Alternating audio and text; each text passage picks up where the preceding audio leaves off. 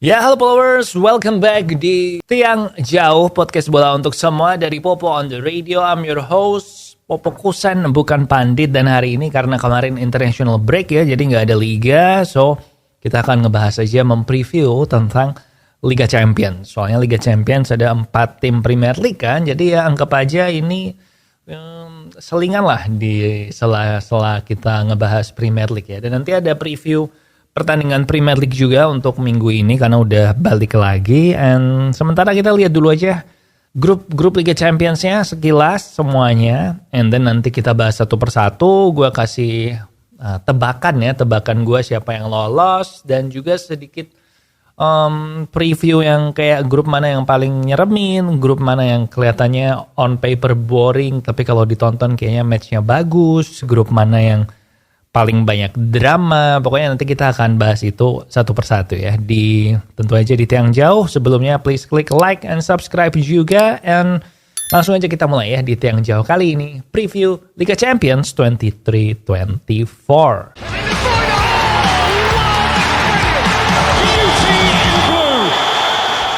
Oke, kita masuk ke grup yang pertama yaitu grup A. Ada Bayern Munchen, Manchester United, FC Copenhagen, sama Galatasaray. On paper kelihatannya ini lumayan straightforward ya, tetapi menurut gue di sini Copenhagen sama Galatasaray ini juga nggak bisa diremehkan karena mereka adalah dua tim yang traditionally kalau main di kandangnya mereka itu cukup menyulitkan.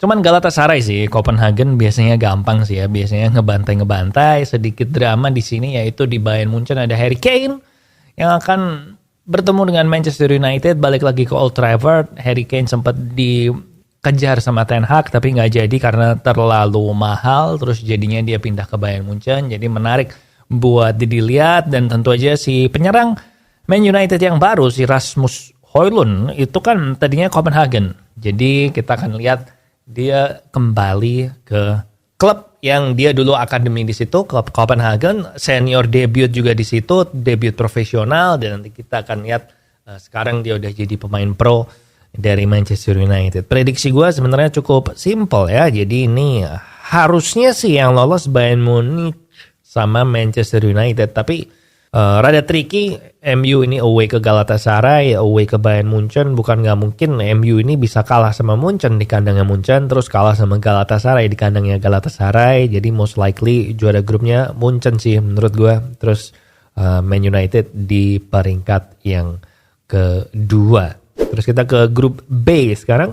Ada Sevilla, Arsenal, PSV Eindhoven, sama RC Lens. Ini juga di atas kertas kelihatannya pretty straightforward. Harusnya Arsenal lolos. Kemudian peringkat duanya rebutan antara Sevilla, PSV, atau RC Lens. Kalau menurut gue ini walaupun kelihatannya grup yang straightforward, tapi ini salah satu grup yang menyediakan jebakan Batman ya buat Arsenal ya. Karena Sevilla ini biasanya menyulitkan di pertandingan Eropa, tapi nggak tahu ya, Sevilla ini kan hobi banget sama Liga Eropa, jadi mungkin targetnya mereka adalah peringkat ketiga biar bisa balik ke Europa League terus juara Europa League.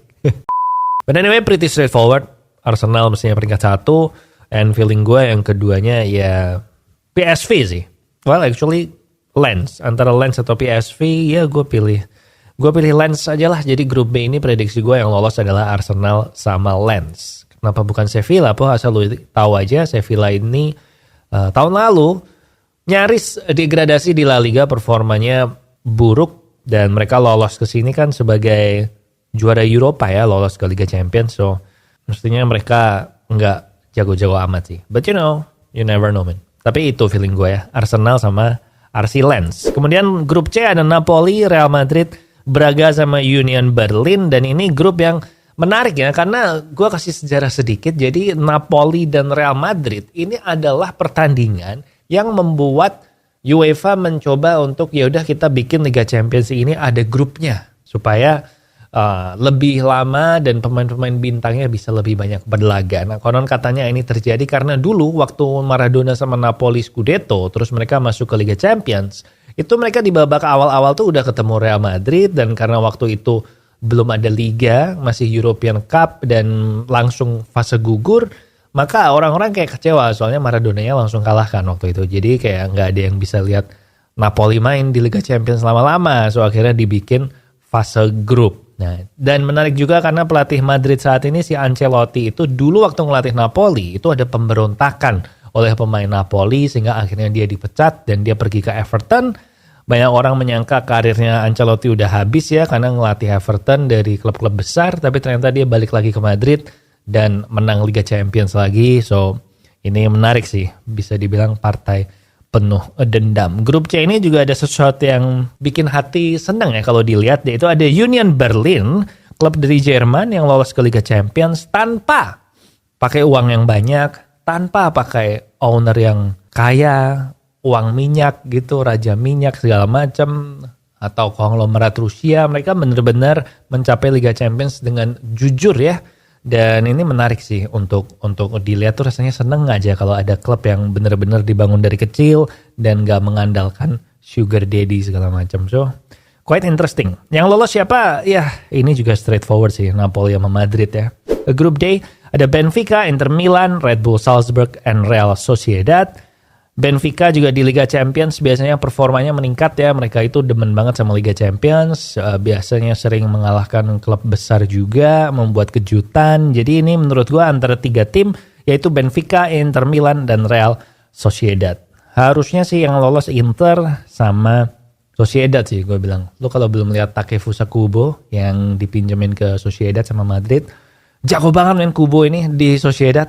Dia dapat Player of the Month kayaknya buat La Liga bulan Agustus kalau nggak salah, atau kayak gitu. Tapi lo cek aja kalau lo belum lihat Sociedad musim ini. Kemudian grup A ada Feyenoord, Atletico Madrid, Lazio sama Celtic.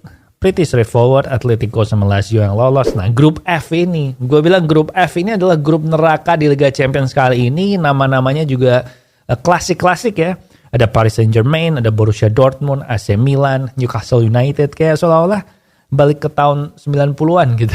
Dan yang menarik di sini adalah karena ada banyak pemain yang bertemu dengan mantan klubnya. Jadi Donnarumma yang dari AC Milan terus pindah ke PSG. Terus ada Sandro Tonali yang waktu di Milan sempat bilang kalau dia pengen jadi kapten Milan dan pengen pensiun di Milan, tapi ternyata pindah ke Newcastle. Dia juga akan ketemu lagi. Borussia Dortmund always fun to watch di Liga Champions. Jadi grup F ini menurut gue yang paling wide open sih. 4-4-nya bisa lolos dan 4-4-nya bisa mengecewakan. Tapi feeling gue yang lolos adalah Milan sama Paris Saint-Germain. Yang lolos 2 itu.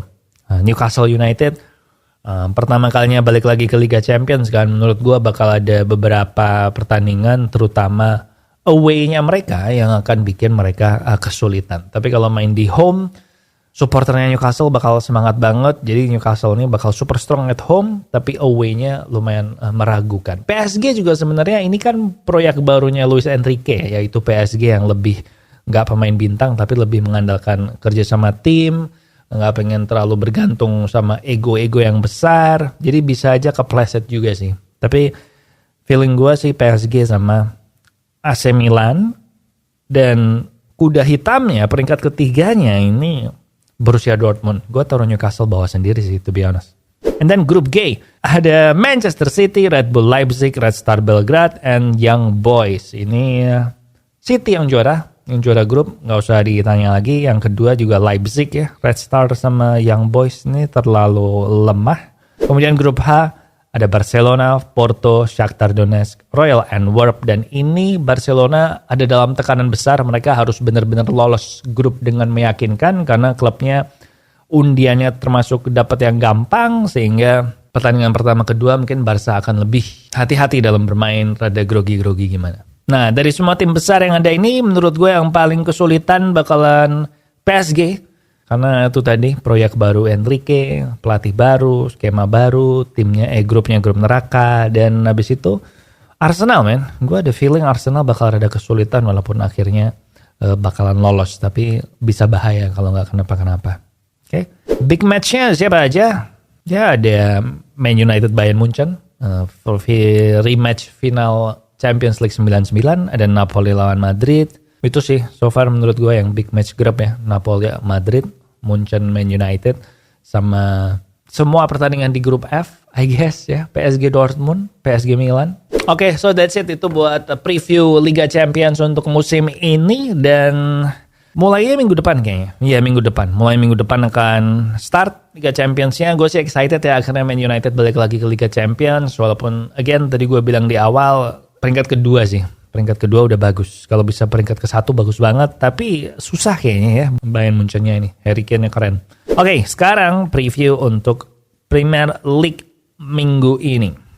Game Week 5 ya. Bisa lo lihat di layar pertandingan-pertandingannya, partai pilihan gue yang hari Sabtu tanggal 16 September udah jelas, yaitu Man United lawan Brighton jam 9, itu lo tonton, bagus soalnya ya.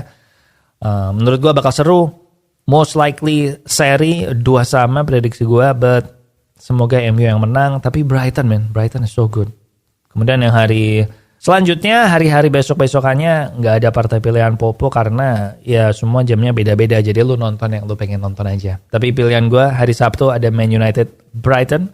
And Newcastle Brentford boleh nonton sih setengah 12 malam abis itu. Jadi lu nonton 2 match langsung ya. Man United Brighton disusul sama Newcastle lawan Brentford. Itu juga harusnya seru. Newcastle kalah 3 kali beruntun. And Brentford ini spesialis giant killer ya kalau dari beberapa musim terakhir. So menarik untuk dilihat. Oke, gitu aja untuk Tiang Jauh kali ini. Jangan lupa like, subscribe seperti tadi gue bilang, notification bell juga di enable biar nggak ketinggalan episode yang baru. And check out podcast gue yang lain juga di channel Popo on the Radio. And I guess that's it ya. Nah, jaga kesehatan kalau lo mau begadang untuk nonton bola macam-macam. Di sini Popo Kusen. Thank you for watching and I'll see you when I see ya.